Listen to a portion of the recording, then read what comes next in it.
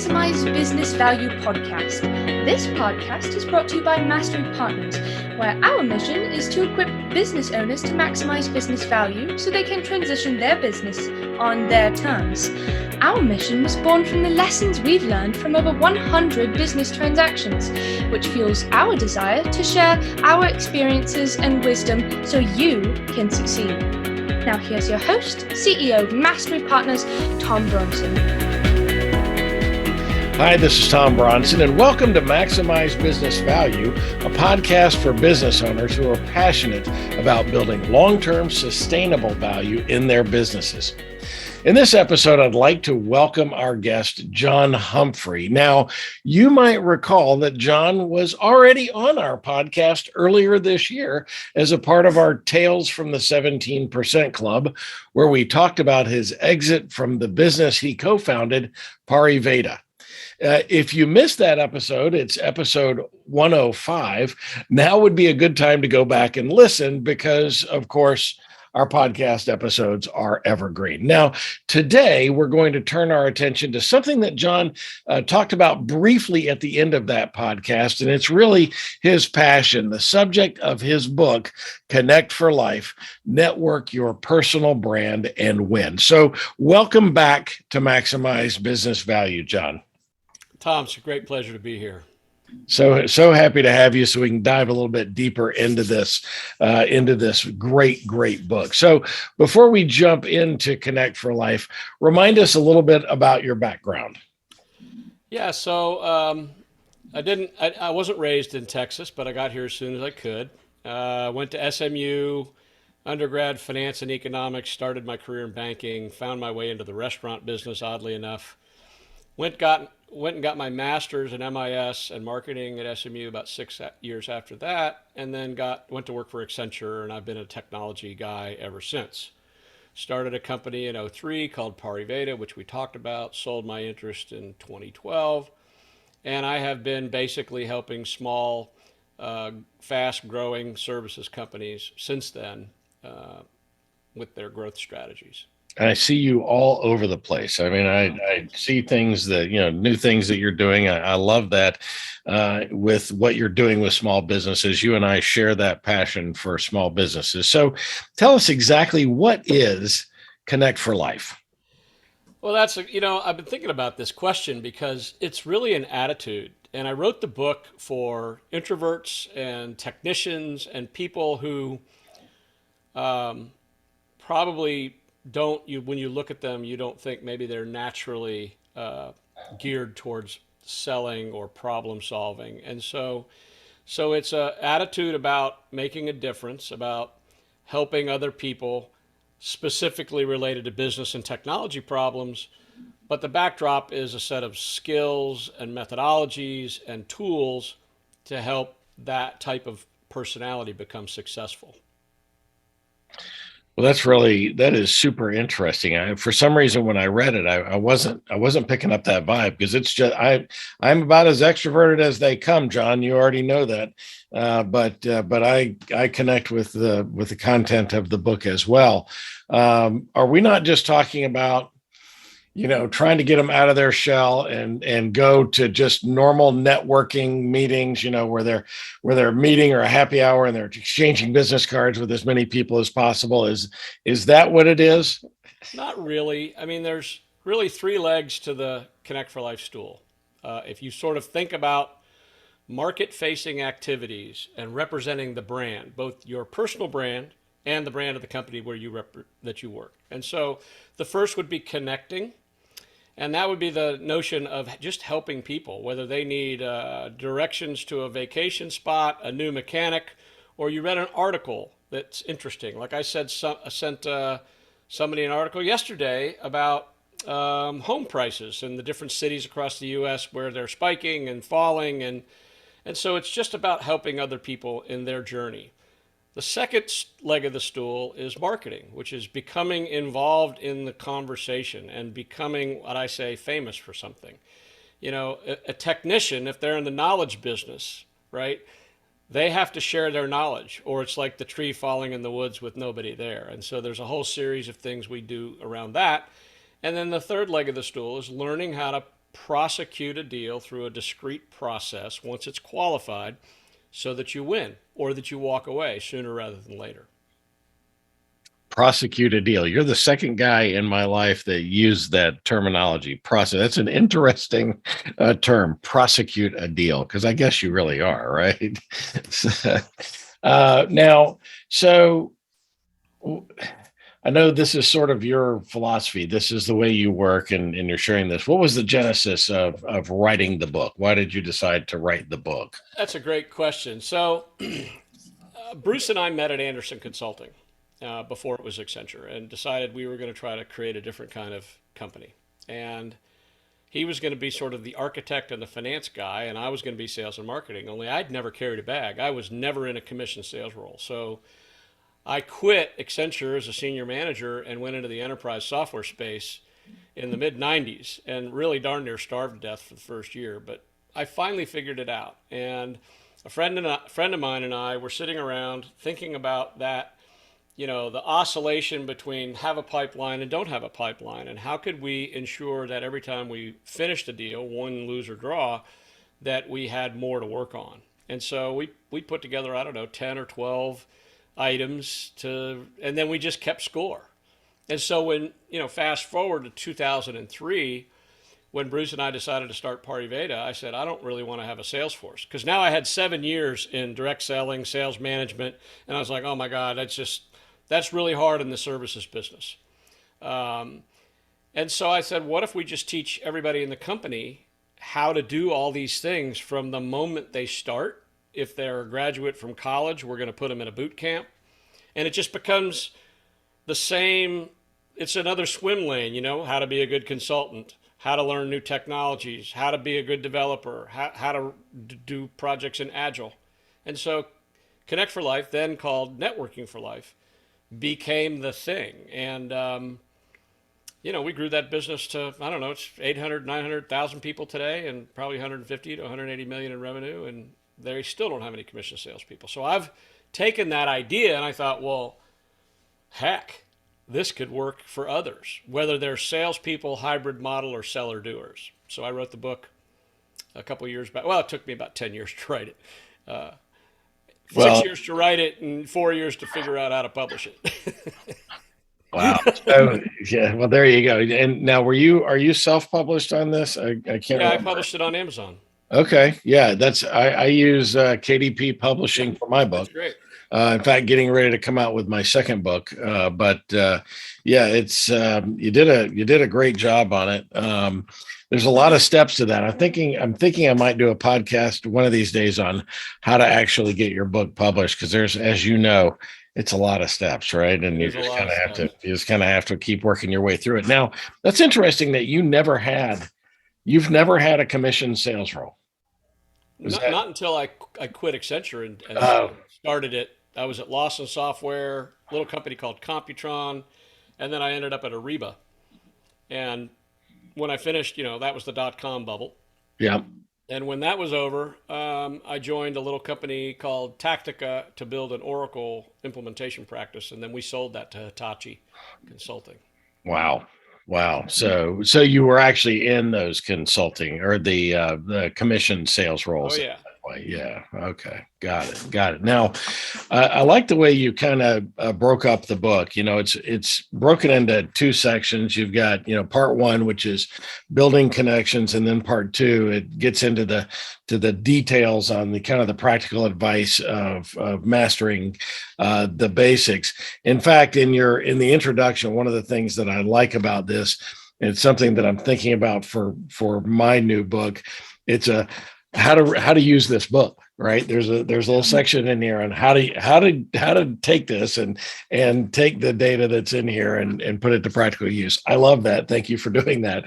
But let's dive into chapter 1. So, because you actually start with this question, and that is, at a high level, why connect at all? Why connect? So, great question. So, most people, and I'm speaking from the introvert, engineer, architect, lawyer, accountant, right? When they enter that profession, nobody told them that the guy who has their name on the building is the guy that brings in the most business.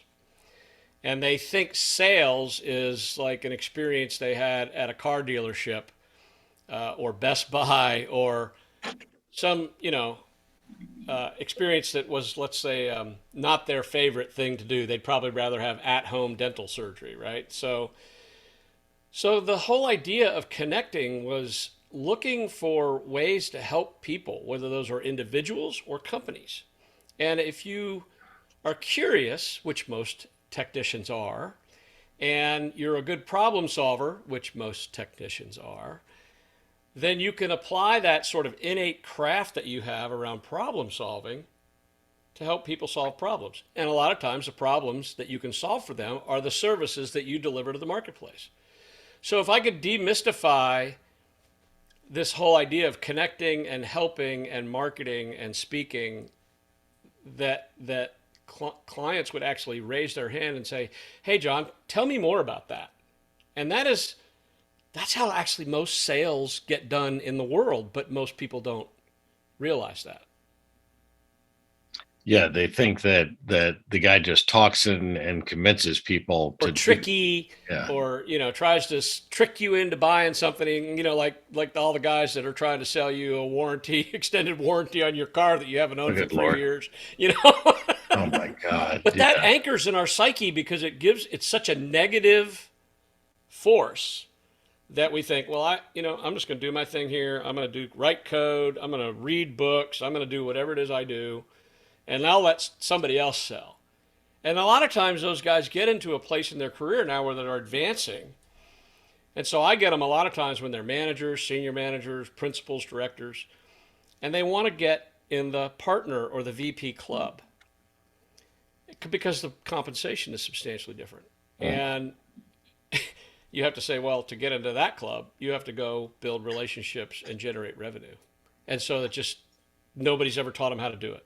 So that's what I spend most of my time doing, is teaching, coaching, helping.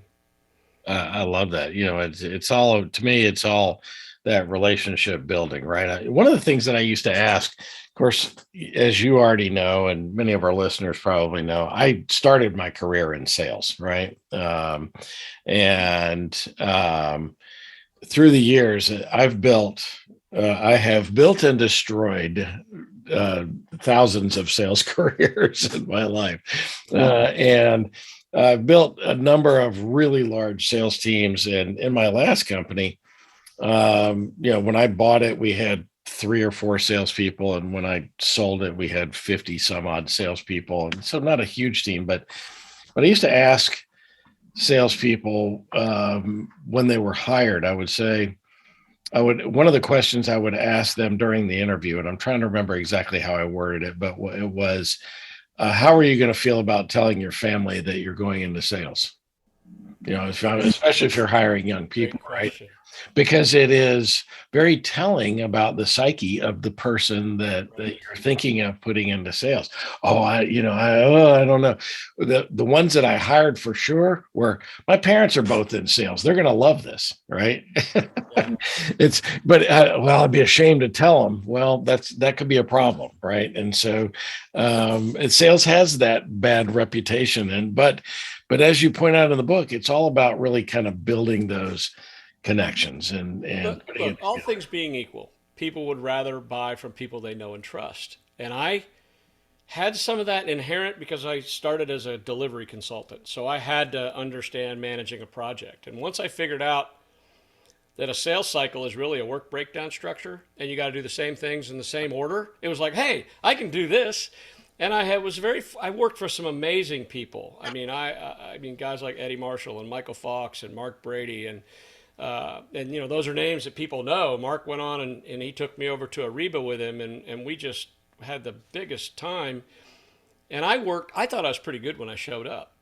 And, they had gone out and recruited like the top people at Oracle, SAP, and Lawson. And I was like standing at the feet, of these giants. And what I learned was that they weren't smarmy at all. They were looking for problem solving. They were creating a value proposition. They were articulating that value proposition. And And then they were delivering on it. I mean, Ariba is one of those .com companies now is owned by SAP because they did such a nice job in the procurement space.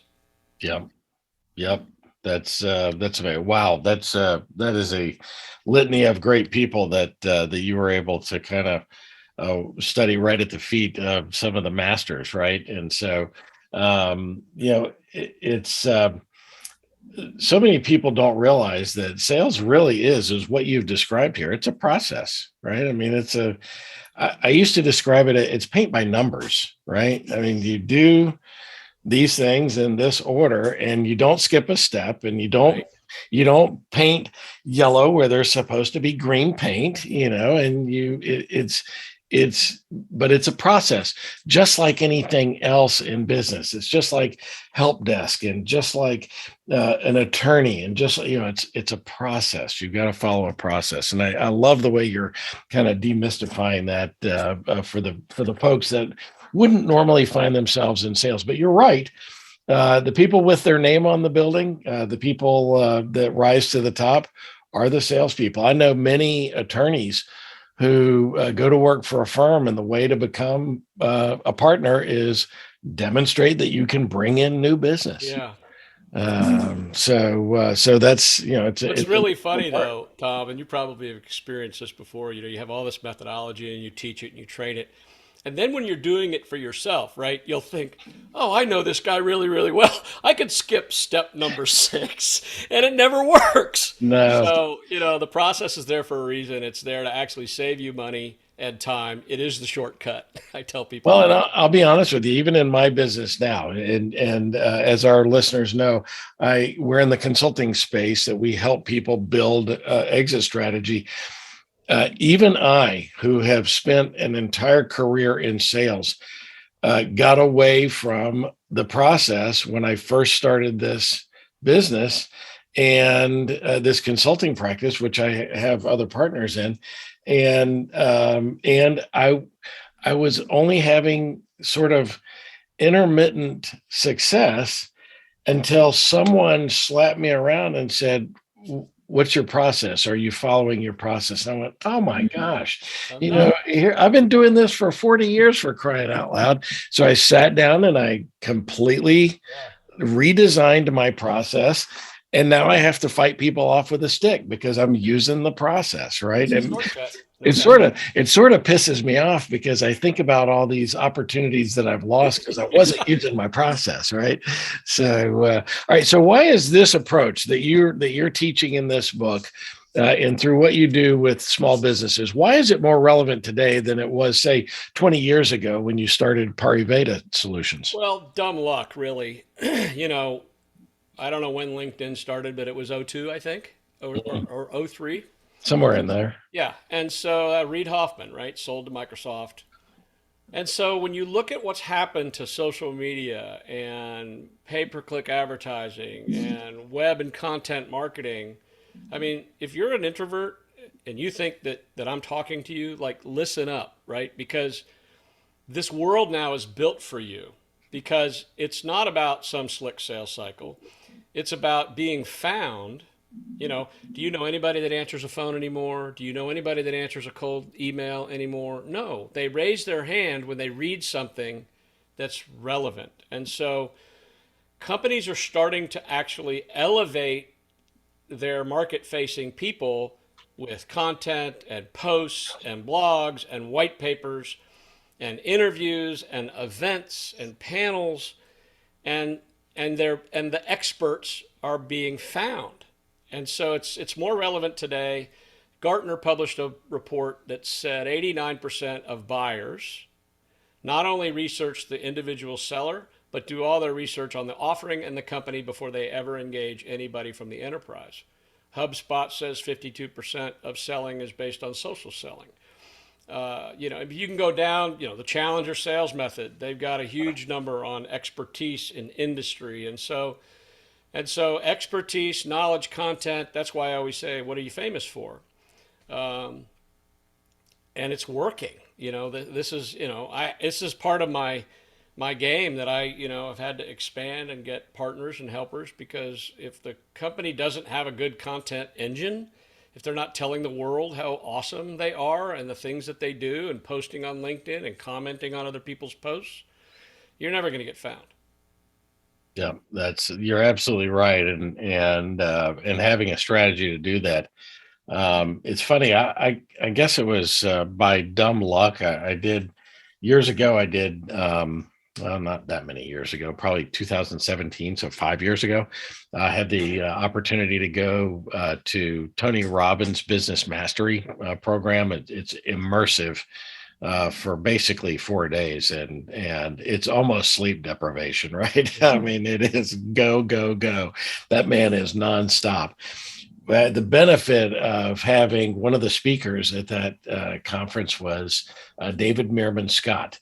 And he is one of the sort of pioneers of modern marketing, where he says, give all your stuff away for free. Just give it away for free. Use your content as a draw for your audience, because when people are ready to buy, they're going to buy from the people that they've been reading about and they've been getting free information from.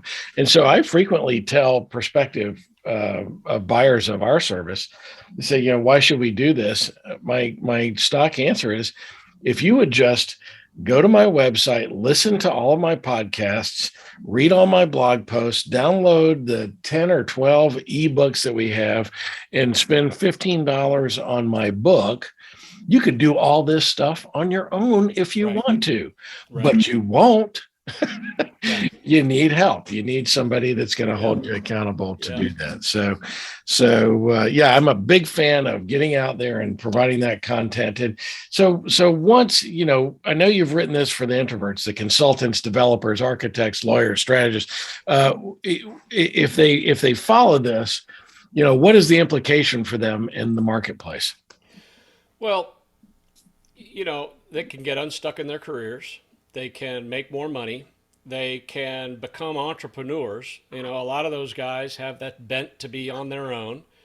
And all of those require relationship management, sales skills, and the like we've been discussing for the last 20 minutes. Yep. Got to have those skills. Look, we're up against a short break. We're talking with John Humphrey. Let's take a quick break. We'll be back in 30 seconds. Every business will eventually transition, some internally to employees and managers, and some externally to third-party buyers. Mastery Partners equips business owners to maximize business value so they can transition their businesses on their terms using our 4-step process. We start with a snapshot of where your business is today. Then we help you understand where you want to be and design a custom strategy to get you there. Next, we help you execute that strategy with the assistance of our amazing resource network. And ultimately, you'll be able to transition your business on your terms. What are you waiting for? More time? More revenue? If you want to maximize your business value, it takes time. Now is that time. Get started today by checking us out at www.masterypartners.com or email us at info@masterypartners.com to learn more. We're back, and we're talking with John Humphrey about his book and his passion, Connect for Life. I'm going to give you, by the way, on the website this week, there'll be a link so you can go buy his book right from our website. You can go and get it at Amazon. So, John, what have you been working on lately to enhance the value suggested in the book? That's a really great question. Thanks for asking it. So, I have this concept called touch points. It's the 15 categories of touches. And if you Google that word, it's a lot about human development, child development. It really confuses people, right? So I'm sort of morphing this concept to connect points. And I have updated and redone the point association. So each one of there's 3 categories, five sets of activities in each category, all of which have different point values. And that is, in my estimation, the relative value of doing that activity versus doing something else. So when you said giving away advice for free, that's number 1 under connect, which is advise, which is give it away, And when they go to do it, they'll give you a call. And so the next thing is that when I try to implement this at my clients, everybody wants to put it in the CRM and they want to make it an activity and they want to track all that stuff. But salespeople are notorious for not being able to record anything like their expenses, or they can barely keep up their pipeline, and you've done that, so you understand it. So I'm building a piece of software called Connect Points. In fact, I just got the beta this week. It's a very easy to use mobile app, web app that says I was talking to Tom Bronson. That was an interview, so I was speaking, and my follow-up is X. And it keeps track of goal setting by week, quarter, month, year. There's a dashboard that you can go to see all of the history of your points week to week. And then if you're part of a team and you're part of an organization, there's a gamification module where you rank people's points against one another, and then you can challenge. I can say, I'm going to challenge Tom this week and see, who can buy the beer on Friday afternoon. So really excited about it. It's I've been using it all week. It's made me realize how many more points I do a week than I realize. So I would say that the points are slightly different. The scoring is slightly different than what's in the book. And I've got a primer that I think you can get off of my website at Connect for Life that sort of updates. If you just give me your name and your email, I'll send you an updated version of that. Oh, perfect. That's a great place to go and get that. So by the way, anybody that knows me, this just demonstrates you don't know me as well as we thought you did, John. I don't drink beer on Fridays. Thursdays are made for beer. So Thirsty Thursday, right? So I had a group at my old company. It was our senior team, some of our mid-level managers, and we had Thirsty Thursday every Thursday night. We went to a craft brewery, but if we couldn't make it on Thursdays, then we would do Wet Wednesdays and sometimes Timulant Tuesdays. And so just having to Fridays, no, not so much. Yeah. So I know that you're also working on. You just mentioned the software, the Connect Points software that's coming. When is that coming? And I know you're also working on a workshop. Yeah. So I've always had my Connect for Life workshop, which I'm now going to be recording and putting it online. And then things that are going to come are sort of a primer on Connect Points itself, the software. And then the workshop is going to be a combination of kind of an interview style where I will get with somebody like you, and then I will have all these stories from people in my network that, like you, talking about why do you give away advice for free, or why is speaking important, and why is it important to publish a book. And you told me once, I didn't publish a book because I wanted to publish a book. I wanted to have a very expensive business card. And I tell that story all the time. And so the boot camp is and it's all gonna be online, and I haven't really figured out how to work the subscription yet. I'm going through a sort of a SaaS process to assess what the value is. But every company that has implemented this that I've worked with over the last several years, they get 50% increases in revenue.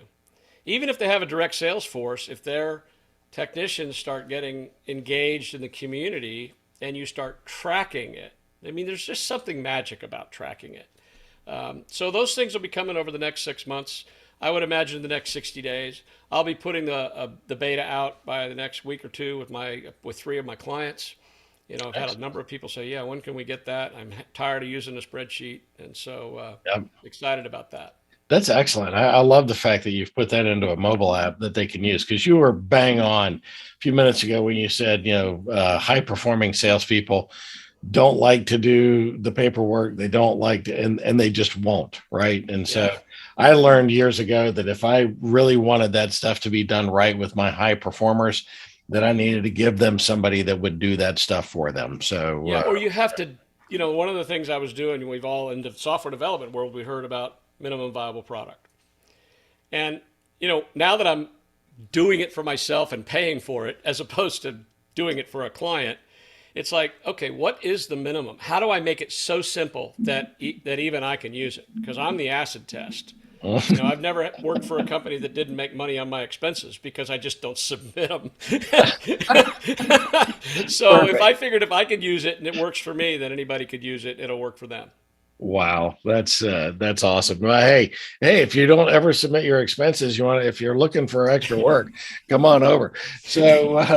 So you mentioned a minute ago as well that keeping score and gamifying these activities.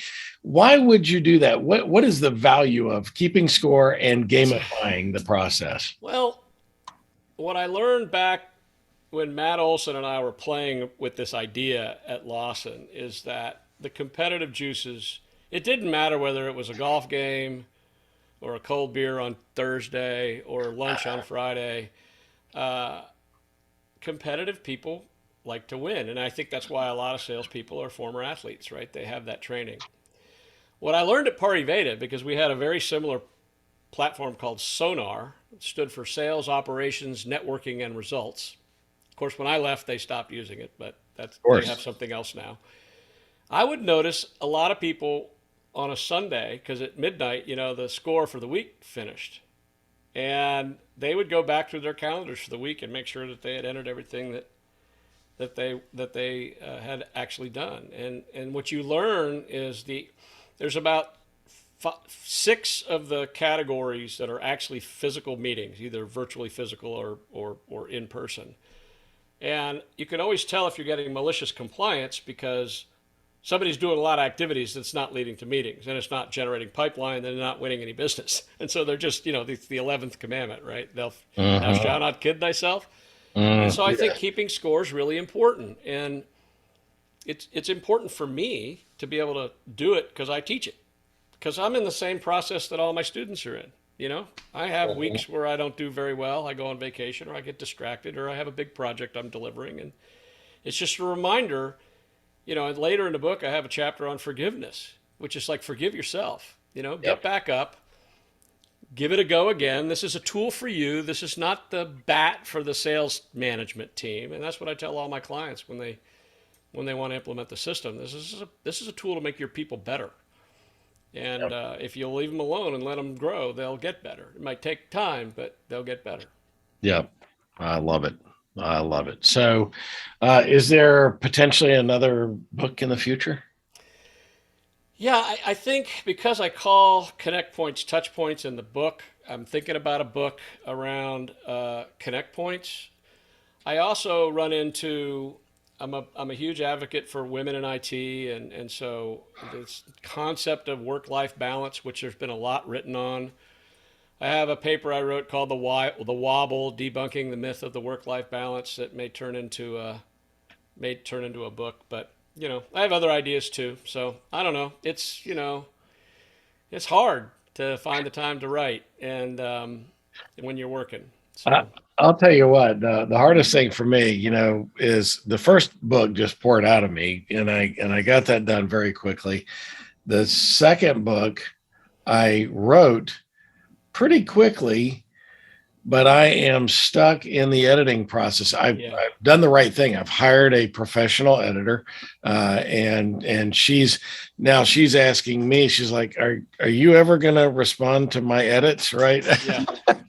We ought to do a podcast on how to publish a book because there's ways to trick yourself into doing it, whether that's blogging by chapter or writing the outline first. I mean, I've got the outline to both the Wobble and the Connect Points written. So I know what goes in it. It's just now it's like, do I want to spend my weekends and nights doing that? I know. And so what's so very important though, if you want to get this out, it's, again, mine is a very expensive business card, but it also gives credibility, right? When you hand somebody your book, right after this recording this podcast, I'm going to meet a prospective client for the first time. And after we talk for a while, I'm going to hand her a copy of my book. And that gives you some instant credibility as well. And so I love that. Well, as we sort of come around the bend here, one last business question, and that is, of course, this podcast is all about maximizing business value. John, what is the one most important thing you would recommend business owners do to build value in their business? I think instill in all the employees that everybody is responsible for the company's brand. It doesn't matter whether you're the guy on the floor in the warehouse or the person interacting with clients or the person taking the phone call to support it or some accountant in the accounting department. We're all responsible for the brand, and at some level, we're all responsible for selling. And if you get that sort of institutional culture, it's like amazing things will happen. Yes, I worked for a company at one point that the mantra of the CEO, and we had 13,000 employees, is that everybody's selling. Everybody is selling. And it made a huge difference, right? Very rapidly growing business that did really well. So this is a spot in the podcast where we normally ask the personality trait questions, but since you've already answered that question in episode 105, I want to go just a little bit different direction here. Now, as we wrap up this podcast, and at the risk of going down a little bit darker path, John recently shared with me that he is a sexual abuse survivor from when he was between 11 and 13 years old. Now, I really appreciate your courage to allow me to ask a question about that, but also to share with me what you've shared over the last few days as we've been preparing for this. And so, and I appreciate your courage to just share your story here in hopes that it might encourage or help someone else who happens to be listening to this podcast today. So can you share with us a little bit of that story and kind of what you're doing today about that? Yeah. Thanks, Tom. It's taken a lot of years to get to where I can tell my story. I had a reading problem in elementary school. My folks sent me to a private school that had a Boy Scout troop. Turns out my Boy Scout leader was the assistant principal of the school, my band leader, and my soccer coach. And over the period of 3 years, I was abused over 200 times. And then I left that school. My hair fell out. I've been bald ever since I left. And I went into a phase they called repressed memory. I didn't tell anybody about it. I never thought about it again. I thought people who went to therapy were weak because, look at me, I'm fine. Well, it turns out I wasn't exactly fine. And back in 2017, I was reading an article about, and it was a picture of one of my classmates back in sixth grade. And it was an article about him telling his teenage son that he had been abused as a child and warning him about, being safe and all those kinds of things. And so I called Ray and, I pinged him in LinkedIn and he called me back and we spent 3 hours on the telephone.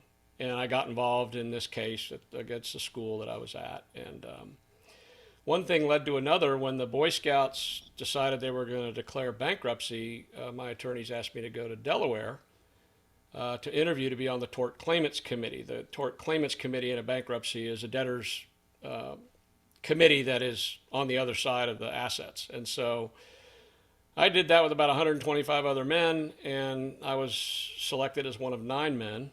And then that group elected me chairman.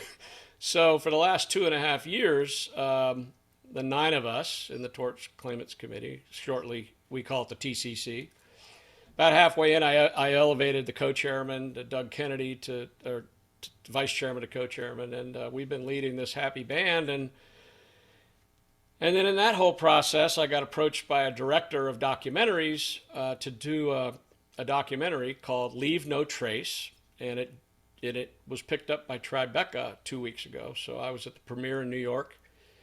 And, once you get past the pain of telling your story, because it is cathartic at the beginning, you realize you're not alone.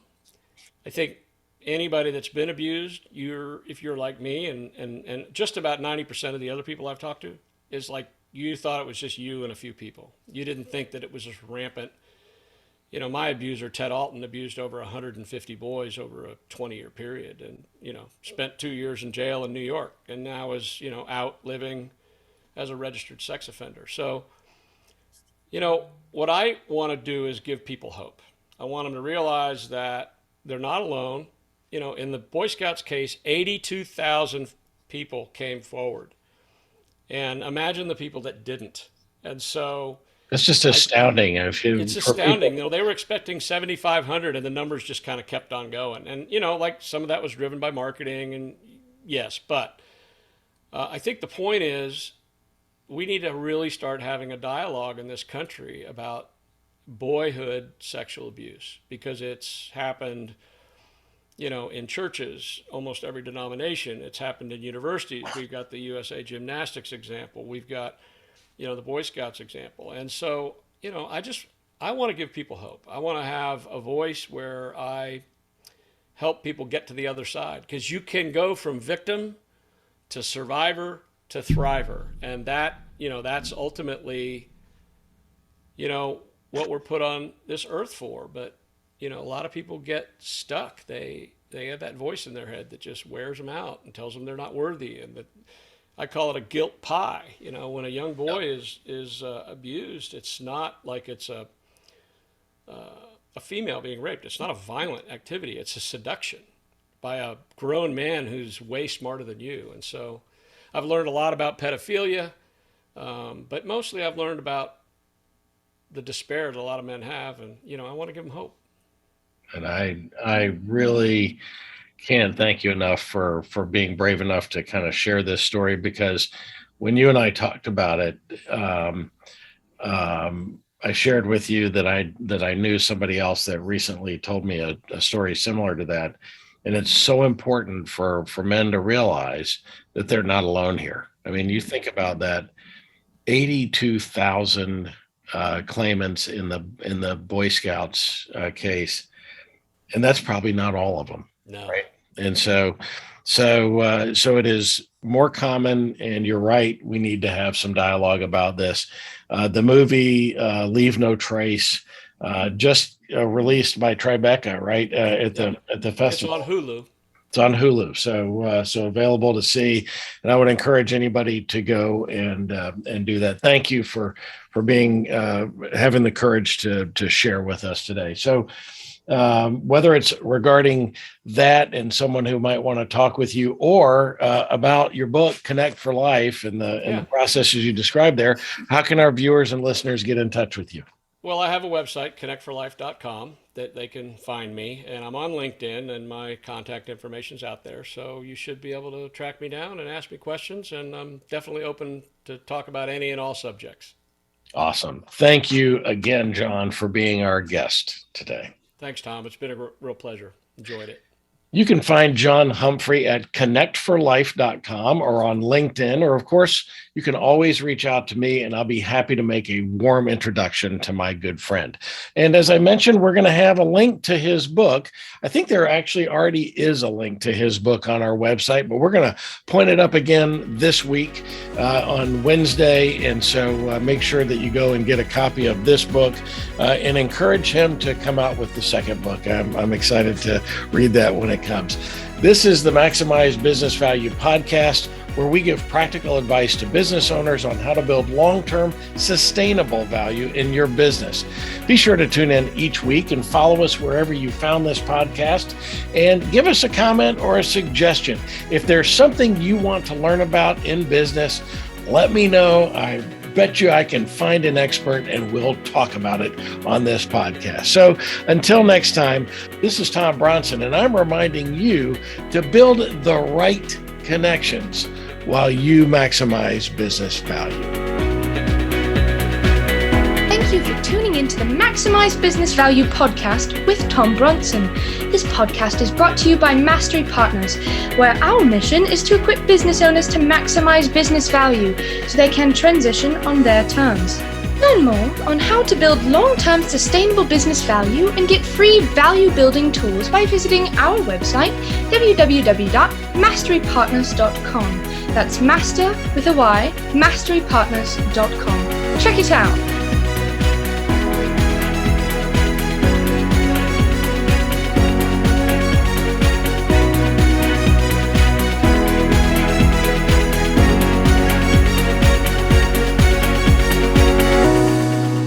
That was perfect. I wouldn't make any changes on that.